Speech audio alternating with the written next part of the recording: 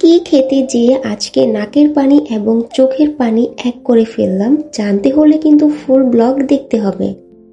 Hello friends, আসসালামু আলাইকুম। আশা করি তোমরা ভালো আছো। আমি আল্লাহর রহমতে অনেক বেশি ভালো আছি। অনেকদিন পর নতুন একটি ব্লগ ভিডিও নিয়ে চলে এসেছি তোমাদের মাঝে। আজকের ভিডিওটা একটি স্পেশাল হবে, আর স্পেশাল বলার কারণ হচ্ছে আজকে আমাদের ভাই আমাদেরকে রান্না করে খাওয়া। তো আজকে আমি first time Bulda two egg spicy নুডলসটা ট্রাই করব, সরি রামেন। তো যাই হোক, এই রামেনটা আমি কখনো ট্রাই করিনি, আজকে ফার্স্ট টাইম ট্রাই করব।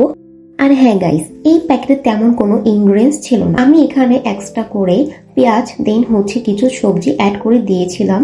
আর আমি আগে বলেছি ভাইয়া এটা স্পেশাল ভাবে রান্না করবে। ভাইয়া বলতেছিল যে এটা যদি আমি সিদ্ধ করে দেন এখানে মশলাগুলো অ্যাড করে দিই, তোমরা এটা জীবনও খেতে পারবে না। কারণটা হচ্ছে এখান থেকে একটা কাঁচা স্মেল আসবে, যেটা তোমরা খেতেই পারবে না। তো যাই হোক, ভাইয়া বলছিল তুমি আমাকে কিছু সবজি অ্যান্ড পেঁয়াজ কেটে দাও, আমি সুন্দর করে তোমাদেরকে রান্না করে খাওয়াবো। তো যাই হোক, ভাইয়া কিন্তু নর্মালি টুকিটাকি রান্না বান্না করতে পারে। তো এইখানে আমি এক এক করে যে উপকরণগুলো এখানে লাগবে সেগুলো দিচ্ছিলাম, আর ভাইয়া এখানে সুন্দর করে নেড়ে চেড়ে মশলাগুলো মিক্সড করে নিচ্ছিল। আর ফ্রেন্ডস, তোমরা তো দেখতেই পারছো এই স্পাইসি সসটা দেওয়ার পর রামেনের কালারটাই কিন্তু একেবারে চেঞ্জ হয়ে গিয়েছে। আর মূলত রামেনের মেন মশলাই হচ্ছে এই স্পাইসি সসটা। তো যাই হোক, কথা বলতে বলতে আমাদের রামেনটা কিন্তু প্রায় শেষের দিকে হয়ে গিয়েছে। তো এখানে ঝাল কমানোর জন্য কিন্তু আমি একটা ডিম পোচ করে নিয়েছিলাম। ভাইয়া বলছিল যে রামেনটা অনেক পরিমাণে ঝাল হয়, আর ঝালটাকে কমানোর জন্য তুমি কিন্তু চাইলে একটা ডিম পোচ করে নিতে পারো। তো যাই হোক, কথা বলতে বলতে আমাদের রামেনটা রেডি হয়ে গিয়েছে। আর এখানে আমরা 3 ভাই বোন মিলে একটু ঢং করছিলাম।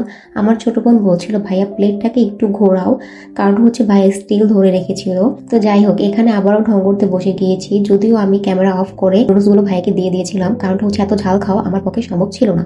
আর কিছুক্ষণ আগে আমি গিয়েছিলাম ডিনার, আর আমাদের রামেন খেতে খেতে প্রায় 2টার মতো বেজে গিয়েছিল। তো এই তো খাচ্ছিলাম, আর মুখ দিয়ে মনে হচ্ছিল আগুন বের হচ্ছে।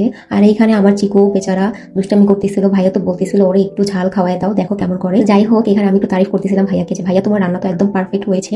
আর তোমরা যারা এখন রামেন ট্রাই করোনি, একবার লোক ট্রাই করবা, আর এইভাবে ট্রাই করবা। আর গাইস, অবশ্যই কমেন্ট করে জানাবা কেমন হয়েছে রান্নাটা। আর আজকের জন্য ভিডিওটি এ পর্যন্তই ছিল। সবাই ভালো থাকবে, সুস্থ থাকবে। আল্লাহ হাফেজ।